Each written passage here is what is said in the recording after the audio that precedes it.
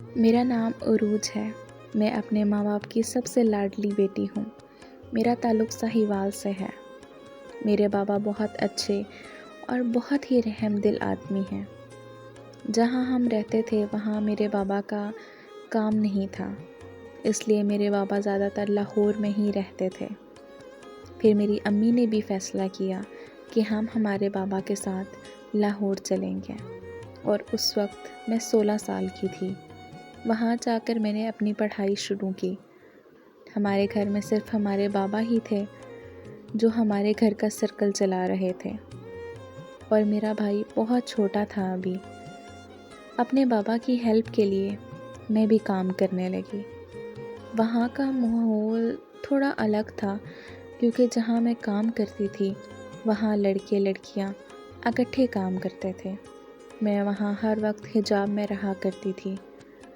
وہاں ایک سر تھے جو میرا بہت خیال رکھتے، لیکن میں انہیں اکثر اگنور کر دیتی تھی کیونکہ میں کام کرنا چاہتی تھی۔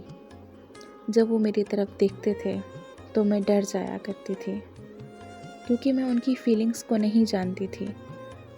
ایسے ہی 5 ماہ گزرنے کے بعد میں نے وہاں سے اپنا ٹرانسفر کروا لیا، کیونکہ جو سینئر تھے وہ بہت گندے دماغ کے تھے۔ وہ جگہ ٹرانسفر کر لینے کے بعد بھی وہ سر وہاں آیا کرتے تھے، لیکن انہوں نے کبھی مجھ سے بات نہیں کی۔ وہ میرے لیے کچھ فیلنگز رکھتے تھے۔ وہ میری طرف جب بھی دیکھتے تھے اسمائل کرتے تھے، اور وہ میرے علاوہ کسی بھی لڑکی کو نہیں دیکھتے تھے، اور مجھے ان کی یہ بات بہت اچھی لگتی تھی۔ 2022 نومبر میں چھٹیاں ہونے لگیں، کبھی 1 ماہ کی ہوتی تو کبھی 1 ہفتے کی۔ میں بہت زیادہ اداس رہنے لگی۔ مجھے ایسے لگنے لگا تھا کہ میں بھی سر کے لیے فیلنگز رکھنے لگی ہوں۔ مجھے نہیں پتا کہ محبت کیا ہوتی ہے، لیکن میں صرف اتنا جانتی ہوں کہ میں ان کے ساتھ بہت مخلص ہوں۔ 2022 گزرنے کے بعد چھوٹی عید پہ میری بہت خواہش تھی کہ میں انہیں عید مبارک بولوں۔ ان سے بات کرنے کے لیے میں نے وہاں سے اپنی ایک دوست سے ان کا نمبر لیا۔ حیرت کی بات یہ تھی کہ مجھے سر کا نام بھی نہیں معلوم تھا۔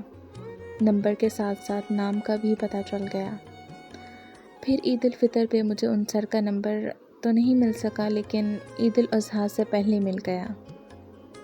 میں نے انہیں نمبر پر میسج کیا، ان سے کافی باتیں کی، لیکن میں نے انہیں اپنا نام نہیں بتایا، اور میں نے انہیں جیسے ہی خود کا بتایا انہوں نے مجھ سے بات کرنا چھوڑ دی۔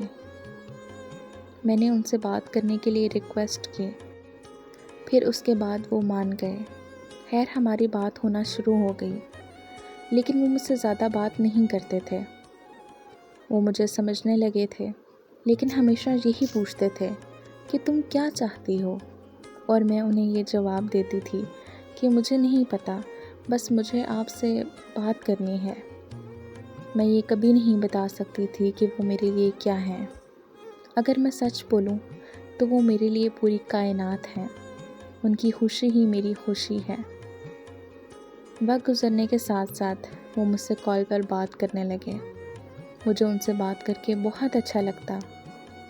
ان کا ماں جی کہنا بہت پسند تھا مجھے۔ میں حجاب پر جاتے ہی سب سے پہلے انہیں ڈھونڈتی تھی۔ صرف میں ہی نہیں، وہ بھی مجھے ایسے ہی ڈھونڈتے تھے۔ اکثر ہماری ڈریسنگ سیم ہوتی تھی۔ میں نے وہاں سر کے بارے میں کسی کو بھی نہیں بتایا ہوا تھا، کیونکہ میں یہ ہرگز نہیں چاہتی تھی کہ کوئی سر کو میری وجہ سے کوئی بات کرے۔